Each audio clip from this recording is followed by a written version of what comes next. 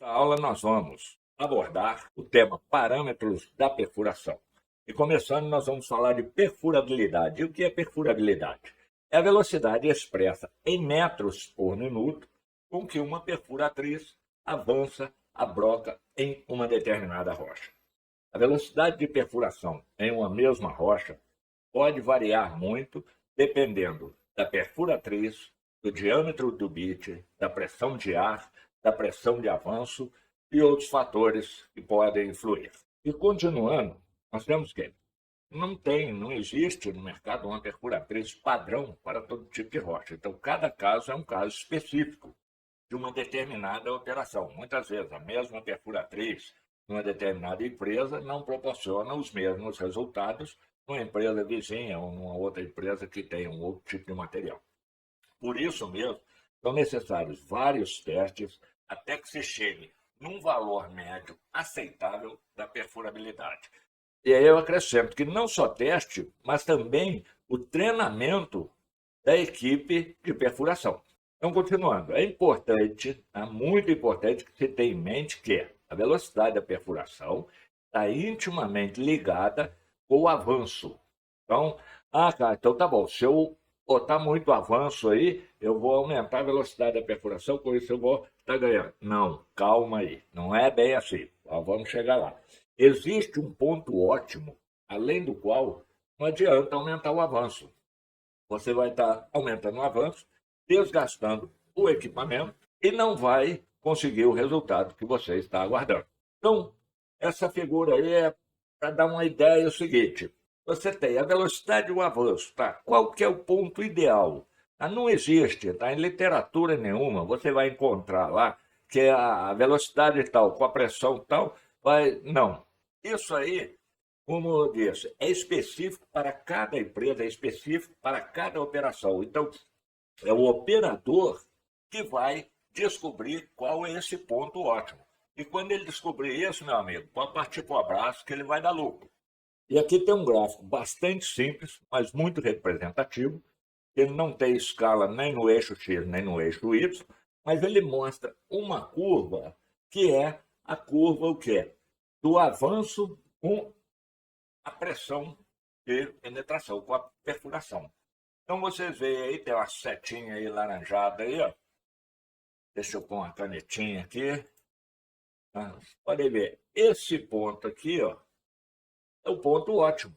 Eu não tenho aqui escala nenhuma de que seria esse, a 10, a 100 PSI, 200 PSI, ou 300, eu não tenho nada disso aqui. Mas eu tenho o quê? Que à medida que eu aumento o avanço, vai chegar num ponto que não adianta mais. E isso aí vai impactar aqui, ó, esse gráfico que mostra muito bem, naquela partezinha muito importante que se chama custo.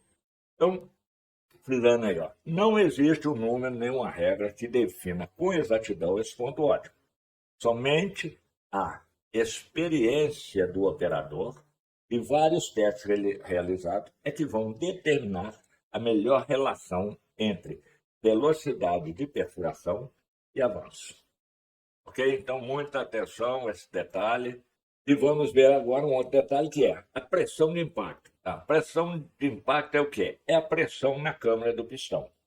E um detalhe a ser levado em consideração é que, aumentando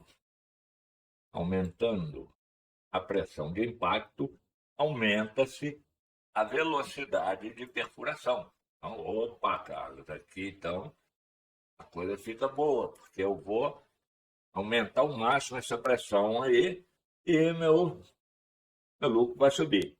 Porém, também para a pressão de impacto, existe um limite. Ela não pode ser superior à capacidade do equipamento. Isso é o ponto principal. E, por outro lado, esse aumento, a partir de um determinado ponto, ele tende a ser linear.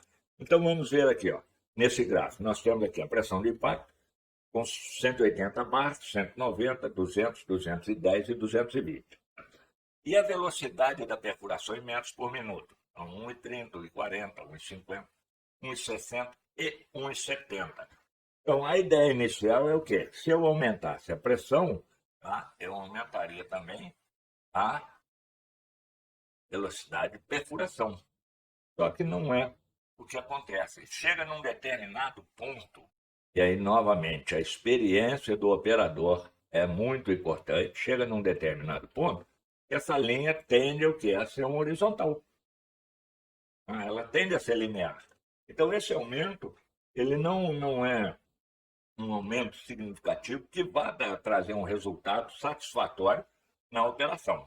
Portanto, nós vamos ver aqui agora o mesmo gráfico, só que mostrando o custo da ferramenta de perfuração em função do aumento da velocidade de perfuração. Então, vamos ver um exemplo aqui.